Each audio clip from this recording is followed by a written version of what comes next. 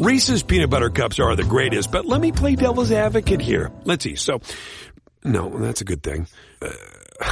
That's definitely not a problem. Reese's, you did it. You stumped this charming devil. A Royal Caribbean vacation is all the vacations in one vacation. It's a hike that volcano, zip that zipline, surf that flow rider, cabana chilling, island hopping, sushi for lunch, lobster for dinner, ice cream all day vacation. A perfect day at Coco Cay Private Island in the Bahamas with a waterslide skyscraper and hot air balloon vacation, and it's all on one Royal Caribbean vacation. Visit RoyalCaribbean.com and come see the Royal Caribbean. Ships Registry, Bahamas. The Purple Mafia with your host, Paladino Joey. Well, we'll see. The doctors would disagree, but what do they know? So let's just say that you'll pay me because it's in your interest to pay me. Is it worth it? I mean, you've won. You want to wipe everybody out? I don't feel I have to wipe everybody out, Tom. It's just my enemy. That's all. My father taught me many things. He taught me, keep your friends close, but your enemies closer. These are wonderful things that we've achieved, and there's no limit to where we can go from here. Skol, Viking fans. It is Purple Mafia. Yes, I am Don Paladino. Nope, it is Paladino Joey, and this is Purple Mafia, episode number 23, Monday, January the 12th in the year 2009, and I hope you like the new intro as I love it, and I thank Dylan, our executive producer on thesportstuff.com, for coming up with this idea, and it is fantastic. I think it just fits this show perfectly, and I hope you like it as well, Viking fans and fans of The Godfather, because this is Purple Mafia. And, well, as mentioned, we are available on thesportstuff.com, along with iTunes. Thank you, each and every one of you, for downloading and listening to this wonderful show, and welcome to the family. It is fantastic to be a part of it, and to join the family on thesportstuff.com. There is a message boards in the upper right-hand corner of the front page of thesportstuff.com. Click the button that says TSS Boards. You'll be prompted to sign up, and that way you can interact with us podcasters along with the growing member community on thesportstuff.com. You can interact with podcasters, interact with shows, vote on the polls in the podcast section, the Purple Mafia section specifically today, as we will have a poll talking about the quarterback selection or quarterback situation with the Minnesota Vikings. We have 6 choices. Going to talk about 10 quarterbacks today, 6 that are a possibility, 4 that are just, there's no way it's going to happen. And, yeah, but I'm going to just bring them up because their names have been brought up, and I'll just say why it ain't going to happen. Some of you already understand why, others, maybe you don't. So we'll get to that very shortly. We're also going to talk about the second round of the playoffs. What the hell happened this weekend? What happened? Why are the Arizona Cardinals in the NFC Championship game? Philadelphia Eagles, too? Okay, it makes for a lot of fun. Fascinating deal. Of course, neither the New York Giants or Carolina Panthers made it that I predicted. I was wrong, and I'm admitting it right here on air, as expected. Baltimore Ravens made it, though. My little bold prediction with them, they are in the AFC Championship game, as are the Pittsburgh Steelers, which I did not pick. I thought the San Diego Chargers or Indianapolis Colts were going to fill in that position. They didn't. So be it. With that, we're going to come right back after this announcement and talk about the Vikings quarterback situation. Here on thesportstuff.com, we're bursting in blue with Timberwolves Explosion.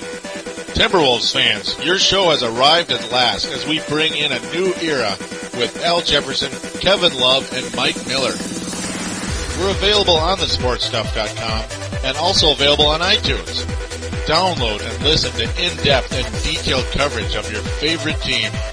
Show your true blue and join this explosion of Timberwolves basketball.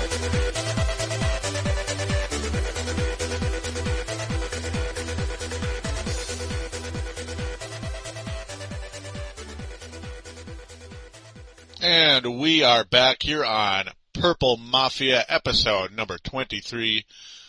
And that is Cedric Griffin's number. Aren't you just thrilled to have that number? No, I'm kidding. Anyhow, it is great to be back here on Purple Mafia. And the bit you just heard, Timberwolves Explosion, Minnesota Timberwolves podcast on thesportstuff.com and iTunes. Do check it out, as there's some positivity on that show. And hopefully there'll be some positivity on this show regarding a good quarterback coming to Minnesota at some particular time here in this off season. We're pretty much praying for it here in Minnesota. Well, as mentioned, we're going to talk about 10 quarterbacks really quickly, 6 in that are a possibility of coming. But first, I'm going to talk about the 4 quarterbacks that are not going to happen. First of all, of course, a lot of people were talking about Donovan McNabb. That was a pipe dream. And now that the Philadelphia Eagles are in the NFC Championship game, and in my opinion, very strong possibility of going to the Super Bowl and winning the Super Bowl, Donovan McNabb will not don purple next season. He is going to be donned a hero once again in Philadelphia for guiding his team on a massive playoff run. And the second choice, Kurt Warner, who is a free agent. Of course, the Arizona Cardinals quarterback who has guided them on a playoff run. Very unlikely as well to come to Minnesota because, well, Matt Leinart has not really proven he's ready to be a full-time starting quarterback. And look at Kurt Warner. Look at Kurt Warner. Look at the year he had. Was a near MVP candidate until the swoon late in the regular season. But now, well, they're better than we all expected anyway. A lot of us probably saw the Cardinals go into maybe the second round, maybe the third round. Yeah, they pretty much emphatically are in the third round right now. And who knows how long this run will continue for the Arizona Cardinals as they will host the NFC Championship game. Unfreaking believable that that's happening, but it is. He is not coming to Minnesota, in my opinion. There's just no chance. Quarterback number 3, the pipe dream of all pipe dreams last offseason. Number 4, Brett Favre. He wears the same number I wear in basketball because I'm fourth quarter Joey. Brett Favre, not going to come to Minnesota. Possibility he may not come back again. Well, it was a mess in New York, particularly in the second half of the season. Fans, I'm sure liked him just fine, but the players calling him out in the locker room, not happy with Brett Favre this season. He had a Barry Bonds approach with the New York Giants, very much separated himself from the team, did not really want to play there. He wanted to play here, and I'm sure, I don't blame him. I'm sure he'd probably have more success in the Dome than he would outside at this stage in his career, but hey, I'm not convinced this guy's even going to play next year. A lot of people think he is done, and the Vikings they're not going to bring in Brett Favre. They don't want to deal with the headache. Why would they? That's just the way the Vikings always operate, because Childress and Wilf are not the types that are going to bring in that kind of personality to the Minnesota Vikings. Now, choice number 4, a lot less exciting than the previous 3, but a player the Vikings pursued heavily last offseason. We found out they were willing to give up 2 draft choices, first-round picks, for Cleveland quarterback Brady Quinn, the Golden Boy, and the Cleveland Browns declined that trade offer. And now that he is a starting quarterback in Cleveland, we're not going to get Brady Quinn. So just figured I'd bring his name up because it got brought up. Being he was somebody the Vikings were eyeing at one point in time. I don't see that happening, even though he'd be a nice fit for the West Coast offense in Minnesota. But it just ain't going to happen. It ain't going to happen, folks. So now we're going to slide over into 6 possible quarterbacks that might be available to come to Minnesota. First is St. Louis Rams quarterback Mark Bulger. Now, he's a guy in fantasy football would drive you nuts over the years. I had a tough time with him over the years. He's a very inconsistent player, but when on, he is on. And he's had some good seasons for the St. Louis Rams over the years. This year, not quite the deal with him. The Rams, of course, 2-14 this season. Mark Bulger was beaten out by Trent Green for a little while this year and ended up being the starting quarterback again later in the season. He played 15 games this season. His quarterback rating, 71.4, good for 2,720 yards. Only 11 touchdown passes and 13 interceptions. Just nothing great right there. The year before, 11 touchdowns, 15 interceptions. The stats just aren't really there for Mark Bulger the last 2 years. But the 2006 season would make you more of a believer when his quarterback rating was 92.9, so basically 93. Played all 16 games and threw 24 touchdowns, only 8 interceptions. Great season for Bulger, 4,300 yards. So this guy has had good seasons in his past, but he's also had mediocre seasons. Like 2003, a lot of us thought he was this future star. But he had 22 touchdowns, but 22 interceptions as well back in 2003. That was his second full year, or that was his second year as the starting quarterback with the Rams. Only once eclipsed 100 quarterback rating for his career, for a season. That was when he played half the year in 2002 after unseating Kurt Warner, Kurt Warner was just started to fall apart that year. Not the same player. Bulger took over, 14 touchdowns, 6 interceptions. Not a bad year, but overall, never the kind of numbers that would make you get too excited. And I can't say he's my top choice, but you gotta admit this guy would be a massive upgrade over Gus Surratt and DeVaris Jackson in this particular time. And I also gotta think in a new system, he's gotta play a little better. And hopefully, if the Vikings were to acquire Mark Bulger, they would be able to draft a talented wide receiver to go alongside Bernard Berrien, because really there's 2 legit targets in the Minnesota Vikings passing game. Those are Bernard Berrien and now Visanthe Shenko. With Shenko, who knows? So who knows if it's a trend or mirage with him? We'll find out. But Bulger is a potential viable option. Now we're going to go on to the number 2 option, the guy who I personally would pick as my top choice. He'd be a bit more expensive, in my opinion. You're looking at probably a second-round pick and maybe more for Matt Hasselbeck, of course, quarterback of the Seattle Seahawks, who also had a down year. Now, the other thing you got to worry about with Matt Hasselbeck, well, he's had injury problems over his career. And this year, well, this year was no different. The 4-12 Seattle Seahawks. Matt Hasselbeck only able to play 7 games, had a very, very down season. He is 33 years old. He will be 34 on September 25th next year. So he's got some years left. He's not ancient. He's got time left. He's got about 4 probably good years of football left in him. 3 to 4 years of good football left. I got to think. I mean, this guy went healthy in 2007. He played all 16 games, 28 touchdowns, 12 interceptions, about 4,000 yards. Quarterback rating 91.5. Year before that, a little more mediocre. It seems like when he has injury problems, his number is just not looking so good. Quarterback rating drops about 15 points, and he throws 18 touchdowns, 15 interceptions. In the year the Seahawks went to the Super Bowl, 24 touchdowns, 9 interceptions. Awesome year, 3,500 yards, 98 completion percentage. Played all games that year. Really, before the Super Bowl season, Matt Hasselbeck, for the most part, was fairly healthy in his career. Took over for Trent Dilfer in 2001 with the Seattle Seahawks. Did pretty good there. Did okay, actually. Only 7 touchdowns, 8 interceptions. But after that, started to get better. Kind of okay in 2002, 15 touchdowns, 10 interceptions. But then after that, his touchdown passes were 26, 22, 24 after that, the next 3 years. So Hasselbeck has had some success in the NFL and, of course, has been to the Super Bowl, so he knows how to win big playoff games, and he's been to the biggest of them all. Of course, his performance in that Super Bowl, not the greatest ever, but he hit the steel curtain that year, as did the Vikings. Nobody could beat the Steelers when they were on that run that season. And I'm going to give him a pass on that. So, to me, Matt Hasselbeck would be my top choice. You just got to hope and pray he doesn't have injury problems, and that is why you got to have a solid backup, possibly by the name of DeVaris Jackson. Just maybe Tavares Jackson can be the permanent backup for the Minnesota Vikings. That wouldn't kill me. And then, of course, JDB, John David Booty, the third-string quarterback. I have a feeling he's going to be a fan favorite in this town. I really do. It's always like the third-string quarterback's really the most popular guy in town. So it seems. And that will be my conclusion on Matt Hasselbeck. To me, he is the cream of the crop in terms of the possible quarterbacks being available. Of course, they're going for some major changes in Seattle.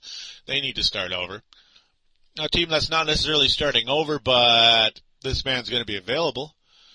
Jeff Garcia. This guy has been brought up about 1 billion times to be a possible Vikings quarterback. The thing is, though, when you look at Jeff Garcia, first and foremost, now you make fun of how he kind of sounds a little fruity when he talks, right? Just a little bit. He's also going to turn 39 years old on February the 24th. 39. I know you don't need a long-term solution right now when you got a team that needs to win now, and you have the Jared Allens, the Pat Williams, who's 34, folks. So you do kind of got to win now, and you don't know how long some of these guys are going to stay here. I can't do it. I can't do it. Even though Jeff Garcia's had massive success, his most success has been in the West Coast offense with the 49ers, of course. He had awesome seasons there. And that playoff run he had with the Philadelphia Eagles a few years ago, replacing Donovan McNabb. I mean, that was an awesome season. 10 touchdowns, 2 interceptions. Overall, his stats are fantastic the last 3 years. I mean, look at his first year with Tampa Bay. 12 games, quarterback rating about 95, 13 touchdowns, 4 interceptions. Sheesh. In this last year, 12 games, 90 rating, 12 touchdowns, 6 interceptions. So he doesn't make many mistakes, and he just flat gets the job done. Those are on teams, of course, that don't have a massive, don't really have a major offensive style. They really don't. They're not an up-and-down style like, say, like the 90s Vikings or the San Francisco 49ers when Jeff Garcia was there. When his early years at San Francisco, he was throwing 30 touchdowns some of those years. I mean, holy moly. He had a massive success with the Niners until 2003 when his numbers started to dip a bit, and he wound up with the Cleveland Browns, and he kind of dwelled in mediocrity for 2 years with Cleveland and Detroit. Especially in Detroit, it looked like his career was over. But then, of course, resurged with Philly as the backup.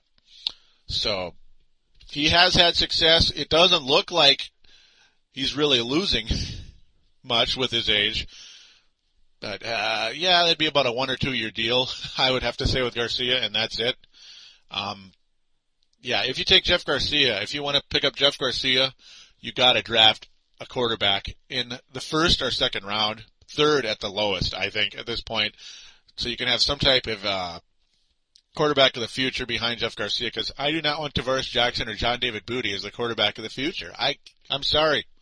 If John David Booty is the kind of guy that's going to grow up as a quarterback and get really good, so be it. But let him earn it. Don't count on it happening. He's a 4th, 5th round pick. I can't do it, folks. Can't do it.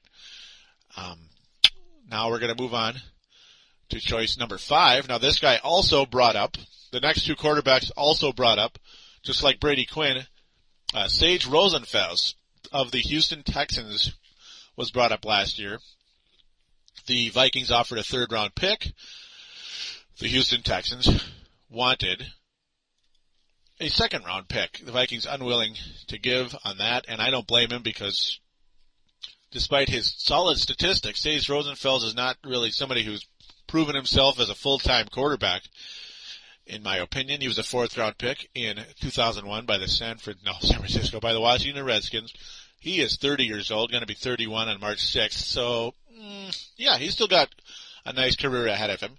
Now, 2007 was a very attractive year for Sage Rosenfels, and that does tend to happen a lot. A backup. That's how the guy playing ahead of him, Matt Schaub, became a starting quarterback, because he was a solid backup to Michael Vick in Atlanta.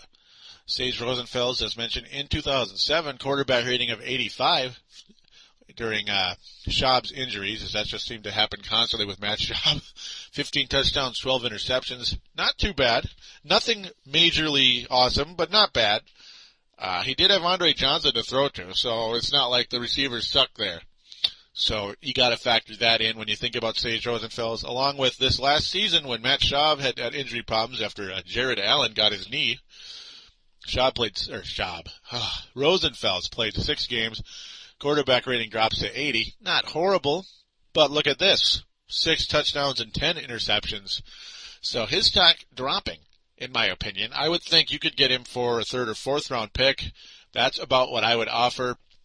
Sage Rosenfels definitely not my top choice for the Vikings next season. It's almost like, I don't know, going with a 30-year-old Gus Frerotte, really. That's all it really is. Gus Frerotte, kind of a spot starter type. That's what Sage Rosenfels is. So, maybe. It just depends on how much the Vikings like him, I guess. And maybe how much of you out there who may have seen him play may also like him.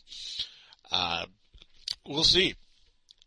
We will see about Sage Sausage Rosenfels. Sorry. And now, the final choice out of the 6 choices, at least at this particular time, until other ones come through the woodwork. Maybe you out there also, listeners, know of some other available quarterbacks that could possibly help this team.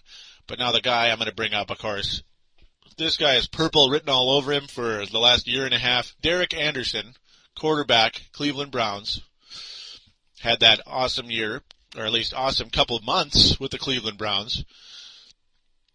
His numbers in 2007 were pretty dang awesome. Before December when everything went downhill for him and the Cleveland Browns, his quarterback rating in 07, he played all 16 games, quarterback rating 82.5, 29 touchdowns against 19 interceptions, about 3,800 yards.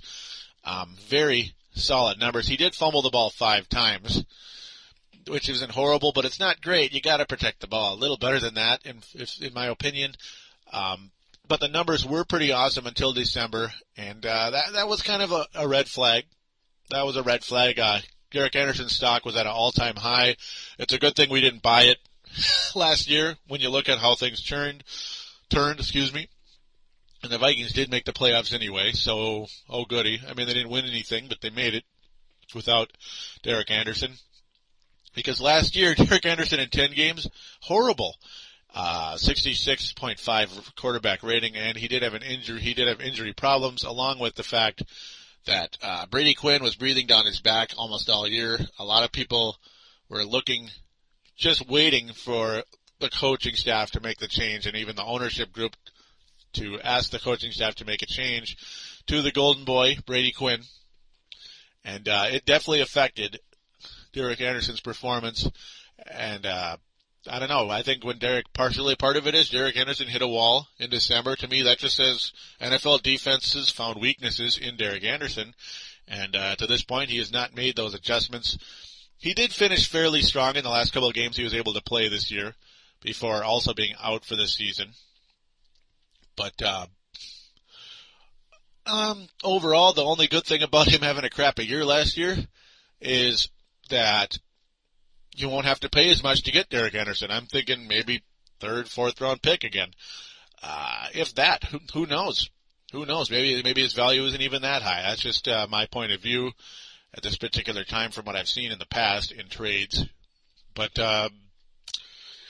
all bets are off, though, if you get Derek Anderson. Are you going to get Jekyll or Hyde? Are you going to get the quarterback that threw 29 touchdowns? Or are you going to get the guy who was mediocre at best, if not horrible? The first couple months this year, he was horrible, especially at the beginning of the season. I had him in fantasy football early on, and boy, oh boy, did I take it. Boy, oh boy, did I take it to the chin early on. Luckily, my season turned around dramatically when Kurt Warner was a part of my team. But,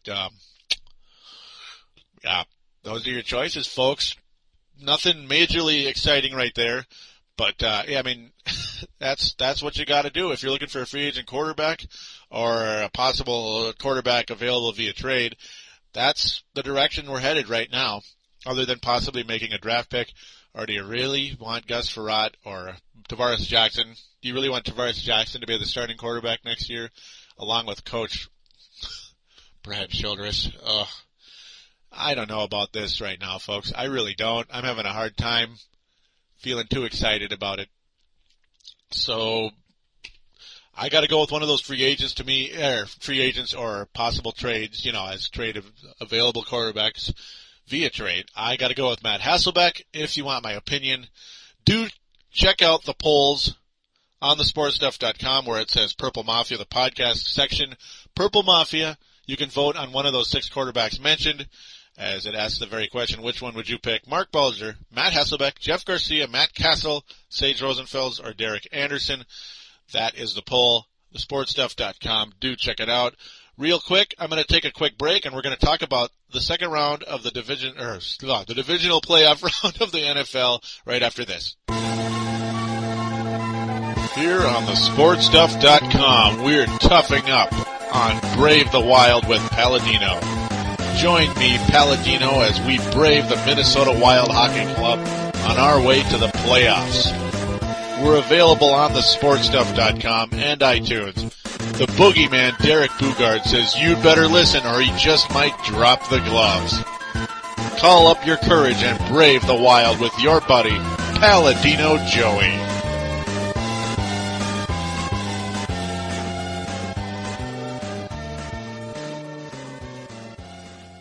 And we are back here on Purple Mafia, episode number 23. A reminder for iPod users, check out Brave the Wild, the Minnesota Wild podcast on thesportstuff.com and iTunes. I am the host of that as well.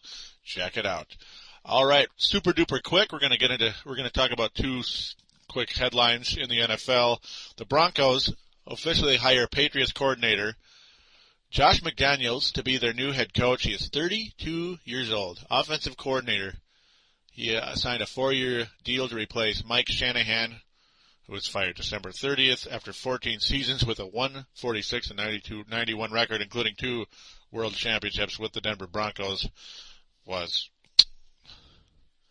Mike Shanahan. Now, of course, the Broncos see the offensive talent on their team, at least at the quarterback and receiver positions, the passing game itself. That could be a really good deal. Only 32 years old, Josh McDaniels. He guided that insanely awesome New England Patriots offense. Patriots continue to lose coordinators over the years, and that's a shame because that's what happens when you have a dynasty type team. You're going to lose people. The 49ers have people in their program all over the NFL, the 80s and 90s Niners all over the NFL. And man, it's a busy place. Tony Dungy, one other news, Tony Dungy, Colts coach, the first black coach to ever win a Super Bowl, and that was in 2006, defeating the Chicago Bears over who would have been the other first black coach, Lovie Smith, so it was going to happen either way. But Tony Dungy's the guy that got it, and he is retiring from the Indianapolis Colts, and he had a history with the Minnesota Golden Gophers and the Minnesota Vikings as defensive coordinator. The Gophers, he was a player here and a defensive coordinator with the Vikings, a fantastic defensive coordinator, but we all knew he was going to leave as a head coach at some point in time because he was too darn good. And he's got the ring to prove it as the head man in Indianapolis. Great seasons with Tampa Bay. I have a lot of respect for this man. He's a born-again Christian guy. I deeply respect, and wouldn't have minded him as the head coach of the Minnesota Vikings at some point in time. Doesn't look like that's going to happen now. And congratulations on a great career, Tony Dungy, and hope the best for him as he heads to that next stage in his life. Maybe he'll be a GM somewhere. Who knows? Alrighty then. Now let's get on to the postseason once again. First, we'll start off with the Saturday games, January 10th, and the only game that I was correct on in the playoffs, Baltimore defeating Tennessee 13-10. Congratulations to the Baltimore Ravens, with a rookie quarterback, Joe Flacco, advancing to the AFC Championship game and beating a team that I thought they were a little bit, a little bit overrated, and you could see the hot air in their balloon starting to dwindle. You could just see it.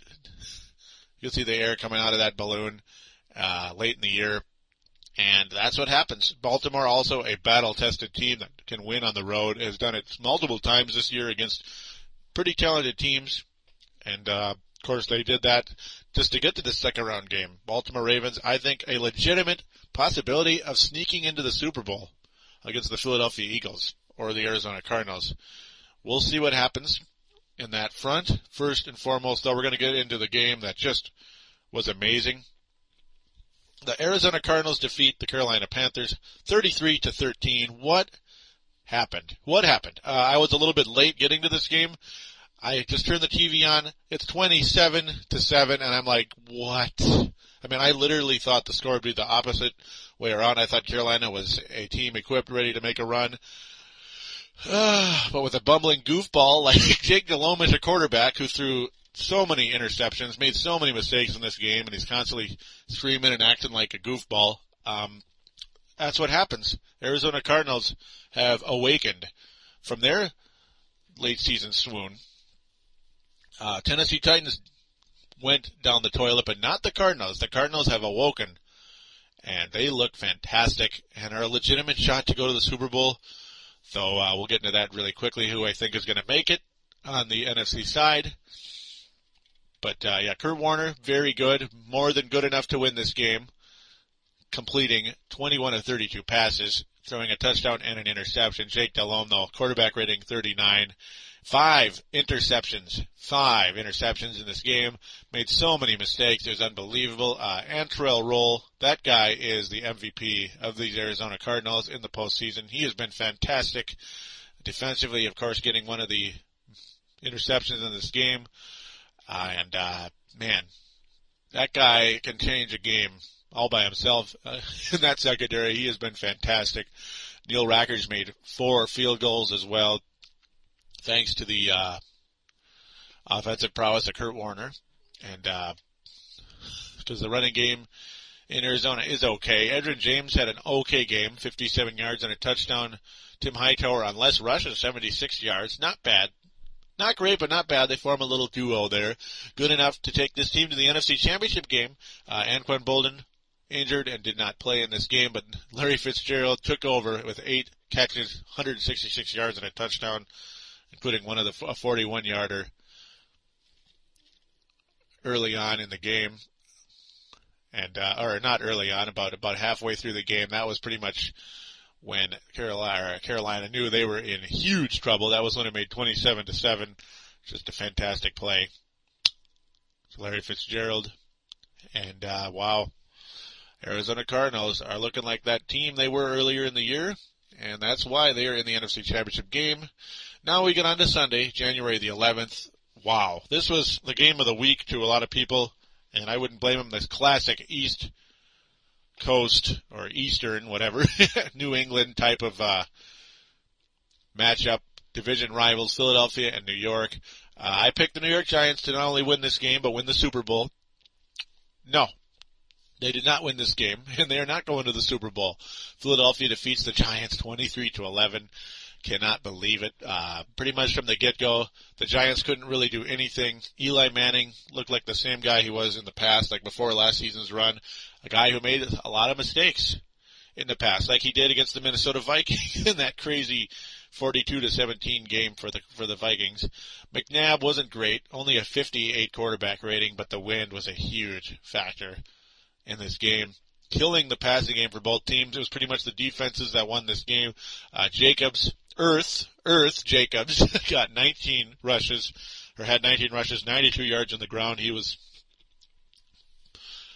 the offensive MVP, I'd have to say, for the Philadelphia Eagles. Jackson did good as well. 81 yards with 4 catches. Not a bad game at all. Wind Ward for the Giants had 46 yards. So their running game did what they could, but they certainly didn't dominate these Philadelphia Eagles. The Eagles a bad matchup for New York on this particular day. And McNabb has been to the big game. Manning has won the big game. So both of them have been there. But this is just not the day for Eli. It's not the day. The Eagles, I can imagine, are hungrier because they do not have rings. And the Giants do. And I think that was the difference in this particular day. That's just the way it goes. And the final game, Pittsburgh beats San Diego 35-24. So the little run for the San Diego Chargers coming to an end once again. They were only 8-8, but they did get to the second round. Give them credit. But Pittsburgh Steelers pretty much had this game in hand all the way, other than a solid start by San Diego, keeping themselves in the game. They actually led 10-7 in the first half. It was a good start to the game for San Diego. A good first half for them. Willie Parker, though, finished a good, solid drive by the Pittsburgh Steelers down the stretch. He had 146 yards and 2 touchdowns in the game, the overall best player for the Pittsburgh Steelers, the 2005 Super Bowl champion Pittsburgh Steelers. Hey, it worked out great. Ben Roethlisberger looking all right. He's back and ready to play, so that's good. Had a very good game with a quarterback rating of about 95. Phillip Rivers' quarterback rating was 105, though. Awesome game for him, but just not good enough, unfortunately. No running game at all for the San Diego Chargers against the Pittsburgh Steelers and their steel curtain. Only 15 yards and 11 rushes for Sproles. And, of course, no LT. Michael Bennett got the ball once, and that was it. Didn't get anywhere. Pittsburgh Steelers run defense about as good as the Vikings, if not better, at this particular time. Wow, they got it done on this day. And the Pittsburgh Steelers are legitimate favorites to go to the Super Bowl in the AFC Championship game. Man, that is a tough one because Baltimore is so battle-tested, and they have won some games on the road this year. Right now, with the momentum, though, I'm going to pick the Steelers to go to the Super Bowl. I don't really want to because I really like the Baltimore Ravens a lot with how that team has made a nice playoff run this year and had a nice finish to the season. I really would love to see them make it, but I think Pittsburgh's going to win ever so slightly. I think they're going to win by a little bit. It's going to be a lot tougher than the Charger game for them. But I don't know. I can't really see Joe Flacco having success against the Steelers defense right now. I just can't see it. Even though Phillip Rivers did have success, he's had just a ridiculous year statistically. So that's going to happen. So I think it is going to be a Pennsylvania Bowl, folks. I think it's going to be the game that the people in Pennsylvania have waited for a long time, and a lot of people believe could happen. A few years ago I saw this happening, actually, Philadelphia and Pennsylvania. This year it will happen, in my opinion. I think Philadelphia continues their run. They're going to go into Arizona, and they're going to win the NFC Championship game. McNabb will get a second chance to win a Super Bowl, and Ben Roethlisberger will have his chance to win his second Super Bowl. And we'll see what happens there. I am not going to pick a winner in that game because obviously it hasn't happened yet. And making all these picks gets kind of silly sometimes. But that's what I believe is going to happen, and we'll see how these teams play this coming week. And we'll have a show next week to talk about the Super Bowl. We're going to talk about the Super Bowl next week sometime when I get the chance to do this show, whichever day it is. I'm not sure yet because of the schedule. Lucky enough to get it done right away here on Monday this week. I thank each and every one of you for listening once again, and I hope you enjoyed it. Do vote on the polls about who you'd like to see or who could possibly be the quarterback of the Minnesota Vikings in 2009. And don't forget to comment and give your opinion as to why you would like to see X quarterback to be the starter with the Vikings next season. Thank you again for listening. Hope you have a great week, and we'll be right back at you next week. Take care.